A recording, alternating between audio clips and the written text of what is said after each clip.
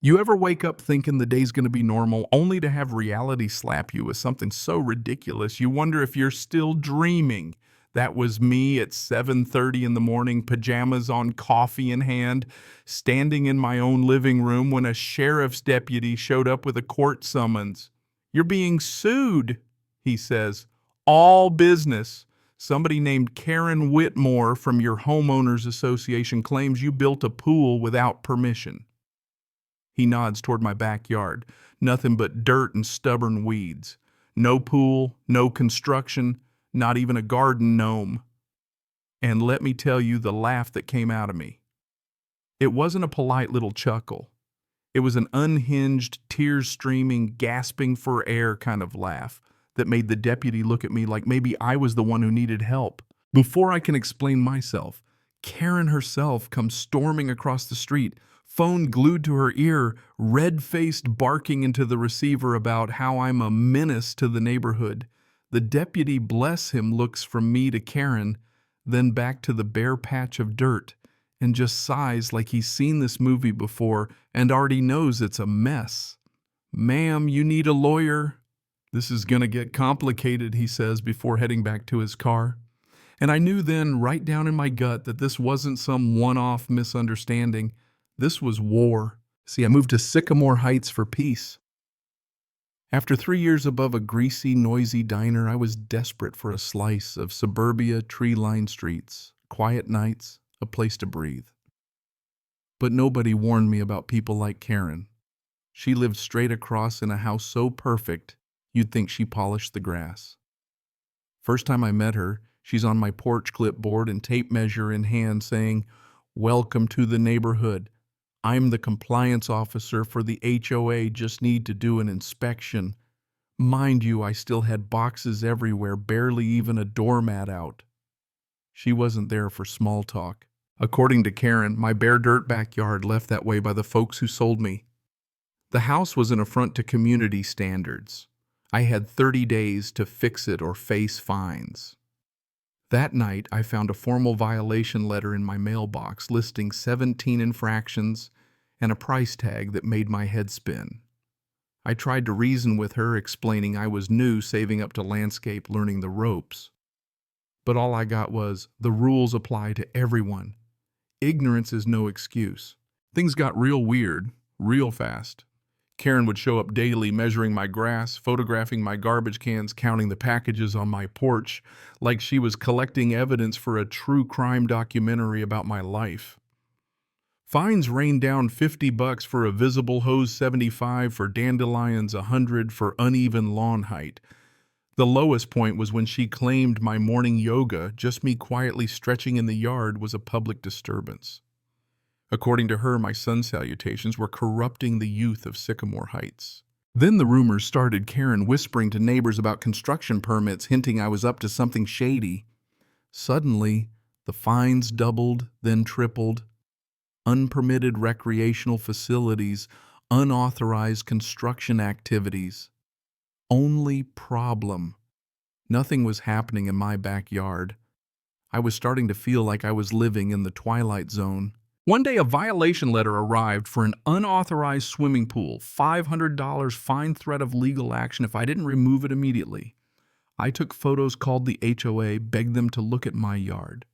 Karen answered with a voice so sweet it could give you cavities, insisting she had evidence, blurry photos of a blue tarp shadows on the ground, piles of rocks that were supposedly part of my illegal pool. She hung up before I could even argue.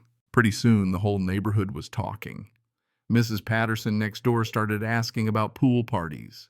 Kids peered through the fence. Dog walkers lingered on the sidewalk, waiting for a glimpse of the mythical pool. It didn't matter how many times I invited folks to look, nobody wanted to get involved. The fines just kept coming. $750 for failure to provide a construction timeline. $200 for missing safety inspection reports. I stopped paying. I started documenting every interaction, every fine, every rumor. It was all going into a file labeled absurdity. Things got even uglier. Karen began organizing neighbor meetings, passing out flyers, gathering signatures for a petition to have me kicked out. She put on a whole presentation with shadowy photos and made up expert testimony. When I tried to speak, she said I was intimidating the room like I was some backyard Bond villain. Finally, the board agreed to visit my property. Karen objected, saying I was hiding evidence underground. The next week, that summons landed on my doorstep, and suddenly I was facing an actual lawsuit for a pool that existed only in her mind. I called a dozen lawyers, most hung up, thinking it was a prank, until one finally agreed to help. She flipped through Karen's evidence and said, "Well, at least you've got a solid case for harassment." Court day came, and Karen rolled in looking like she was auditioning for a true crime docuseries, lawyer in tow, stacks of paperwork that I'm about to win look. The judge, bless him, could barely keep a straight face as Karen's lawyer showed off blurry photos of tarps and rocks. "Counselor, are you suggesting the defendant built an invisible pool?" The best Karen could do was insist I'd camouflaged it using sophisticated techniques. My lawyer countered with a fat stack of crystal-clear photos, dirt weeds, rocks, no pool. Just proof that this was a harassment campaign, pure and simple. The judge ordered a site visit. Karen's confidence cracked. She started arguing with her lawyer right in the hallway. When the follow-up hearing finally came, the judge had seen enough.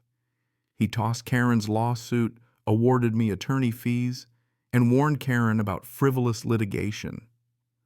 For Karen, that was like a red rag to a bull. She stormed out yelling about conspiracies, screaming that I'd destroyed the neighborhood by not building a pool. I couldn't help it. I started laughing again right there on the courthouse steps. You'd think that would be the end, but Karen called the cops on me for threatening her with laughter. The officers, bless 'em, had the decency to be embarrassed as they looked over my dirt backyard and filed a report about no pool detected. Karen tried to get me arrested for community destruction. Instead, the police suggested maybe she should seek legal counsel for making false complaints. The HOA board finally had enough. They kicked Karen off the compliance committee, apologized for the mess, and reversed all the fines. Turns out Karen had a long history. Other neighbors stepped forward with their own horror stories. The state even launched an investigation into HOA abuse, and Karen's reputation was toast. She moved out a couple months later. Rumor is her new neighbors got a heads up. To celebrate my victory, I planted a garden where the pool was supposed to be. Right in the center, I put a little sign that said, "No diving." It became the joke of the neighborhood. Folks would stop by, laugh, and swap their own Karen stories. I turned down the board's offer to become the new compliance officer after all I'd learned the hard way, that power in the wrong hands does nothing but hurt a community. 6 months later, a young journalist showed up on my doorstep. Turns out my imaginary pool case was now a legend in HOA circles. Law schools were using it as a cautionary tale, and activists were pushing for new laws. Sarah, the reporter, listened to my whole saga from that first clipboard inspection to the day Karen tried to have me arrested for laughing. Her article sparked even more stories. People from all over the country wrote to me with their own HOA nightmares. You know what the wildest part is? My case helped pass a new law requiring better oversight for HOA boards and real penalties for abuse. Last I heard, Karen tried her old tricks in a new neighborhood and got the boot before she even got started. Sometimes I get invited to speak at HOA reform conferences. I always tell people, when things get truly absurd, don't be afraid to laugh. That's when their power starts to fall apart. So yeah, the pool never existed, but my garden is real. The laughter was real too. And if you're reading this wondering if you should stand up to the Karens of the world, remember, sometimes the best revenge is just living your truth and maybe planting a no diving sign for good measure. Let me know, what would you have done if you were in my shoes? Where's the line between keeping order and letting power go to someone's head? Share your stories. Maybe together we'll figure out what justice in a neighborhood is really supposed to look like.